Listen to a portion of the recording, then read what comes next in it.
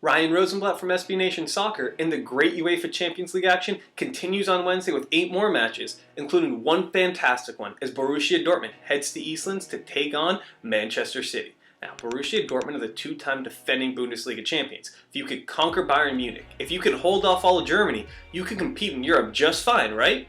Well, wrong. At least in the case of Borussia Dortmund, they have been terrible in Europe. Last year in the Champions League, they finished dead last in their group. This year, yeah, sure, they opened up with a win over Ajax, but they were very unimpressive. At the Westfalenstadion where they played Ajax, they should be able to wipe the floor with them. Instead, it took a late goal just for them to get all 3 points. They have yet to impress in Europe. That's a concern because this is still a youngish team, and a team that doesn't quite have the experience of other teams. Is that what's keeping them from really being able to compete with the best teams? Because their talent's not the issue.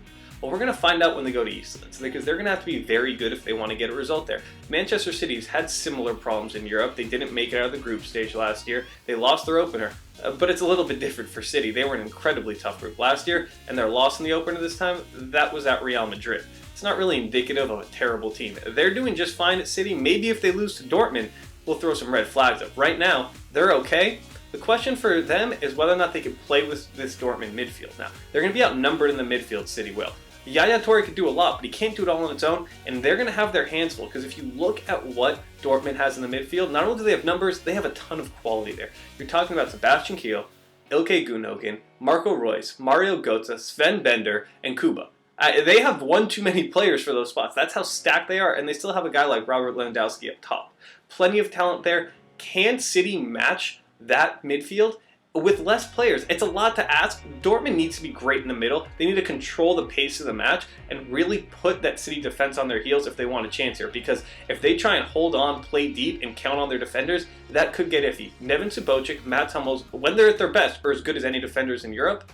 They also have their troubles. They make the calamitous error from time to time and just give away goals. If you give away an opportunity like that to Carlos Tevez, Mario Balotelli, Edin Dzeko, and Sergio Aguero, they will make you pay. Dortmund cannot lean on that defense against a team like City. It might work, but you're taking a real chance. They want to put all their eggs in the midfield basket. Plenty of talent there. Can they finally get over that hump and get a good result? A draw would be great for Dortmund. City needs all 3 points. They can't afford not to get 3 points at home, or they'll really be digging themselves a hole very early on in this Champions League. Elsewhere, PSG is going to head to Porto. Porto's playing well. Even without Hulk, they're still really ticking along. But it's tough to see them competing with PSG. PSG just has too many great players, led by Zlatan Ibrahimovic up front, Thiago Silva in the central defense. There's just too much talent there. PSG is too good of a team, and they're playing too well right now.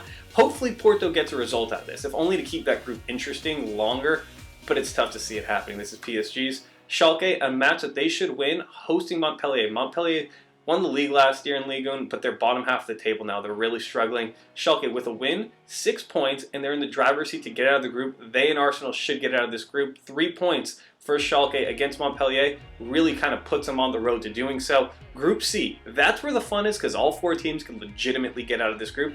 Any one of the 4 could finish first. Any one of the 4 could finish last. Look at it. You got Zenit St. Petersburg hosting AC Milan. Zenit got waxed in their opening match 3-0, and they've looked terrible of late. They bought Axel Witsel and they bought Hulk right at the transfer deadline, and you thought that would kind of push them on and take them from really good in Russia to really good in Europe. It hasn't gone that way. The players that were already there almost rebelled. One of the players refused to play unless he got a renegotiated contract. Zenit responded by sending him to the academy to train. It's a complete mess right now at Zenit as they try and kind of mesh these established players and these new guys who they bought for over $100 million. Exactly how do they mix that up and make it work? Well, Luciano Spalletti is going to have to figure it out because they don't have a win since they brought them on, and they need to get something going here. They're the most talented team in this group, but talent doesn't win at all. They need to start getting results. Milan, really kind of embarrassing draw at home to Anderlecht in their opener. They need to get a point here. They can't afford to be on 1 point or even 2 points after 2 matches. In the other match, Anderlecht hosts Malaga. Malaga probably right now is the best team in this group. You look at what they have there. They have Isco in the middle. He's an incredible young player. He's one of the brightest young Spanish prospects right now. Great player. Had a goal in the opener. It was really running things for that Malaga midfield. They won 3-0 at Zenit. They can do the same to Anderlecht. It'll be tougher away. If Anderlecht could get a win here, maybe you start believing in the Belgians. But until they do, it's a little bit iffy there. Malaga should win this. But let's keep an eye on it. This group is completely up for grabs right now. really everything the Champions League is. It's still early, it's still a lot of fun, and as you always get in the Champions League, the best in all of Europe. Great play, great drama. Make sure you tune in and head over to SB Nation Soccer for all of your coverage.